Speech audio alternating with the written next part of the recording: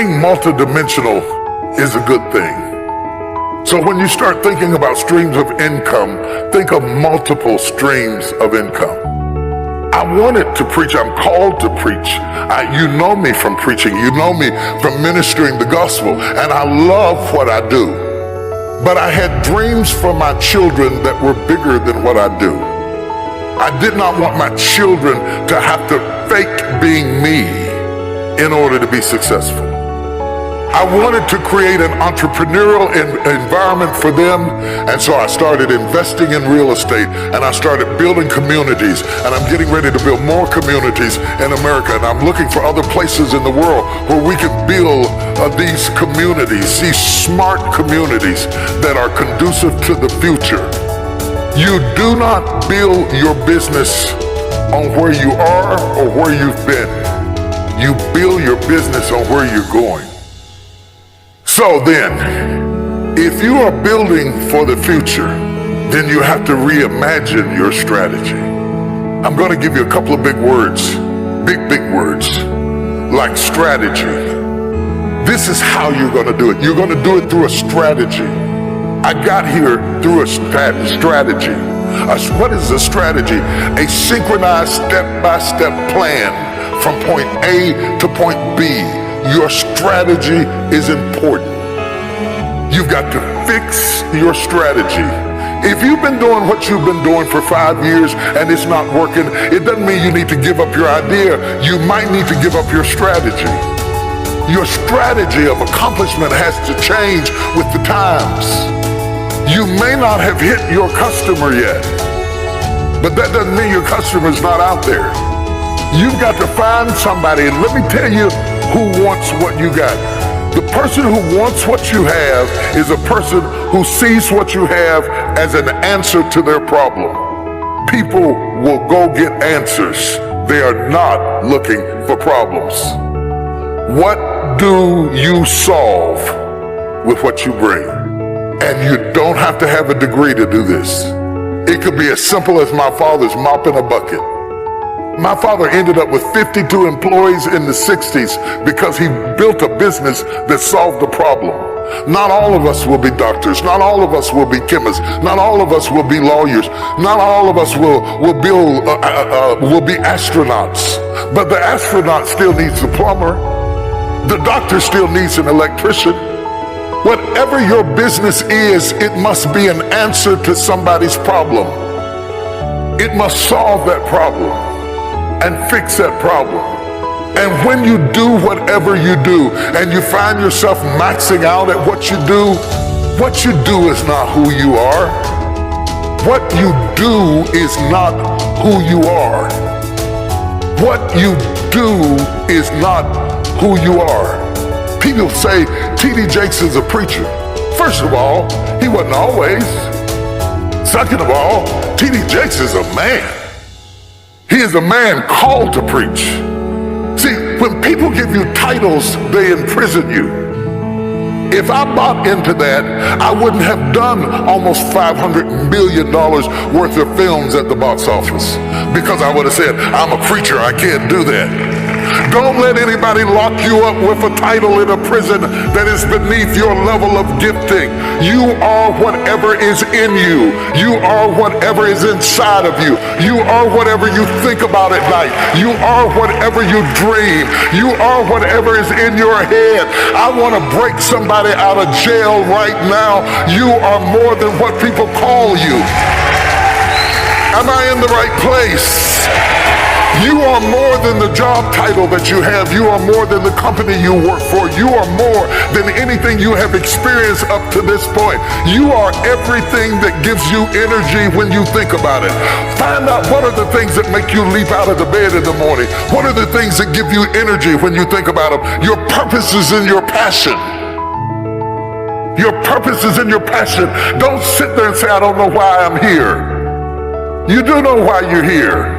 Find the thing that gives you energy when you do it. That ideas start teeming over in your head when you get in it. Find the thing that when you get into it, you're curious about it. You're attracted to it. You're drawn to it. Because whatever the anointing you respect is the anointing you receive. Oh, can I talk to you, somebody? The anointing you respect is the anointing you receive. So the person that you idolize, you probably idolize them because they're doing something that is in you. Other people ignore them. And you would walk a mile to hear them or see them or hear them sing or watch them build or hear them orate or whatever it is that they do. It's because it's in you. When I was 8 years old, I was sitting in the back of the car with my mother, and my mother was a speaker, and she went out and did public speaking. And I was sitting in the back of the car. At 8 years old, I said, right now I'm going to hear you speak. And they called me Miss Jake's son. But the time will come, you'll come to hear me speak, and they'll call you Tom Jake's mother.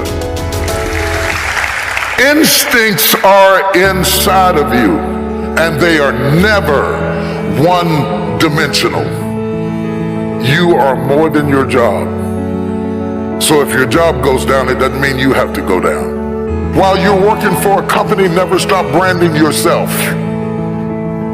One of the problems that I find prevalent with millennials who, by the way, I love mentoring you above anybody.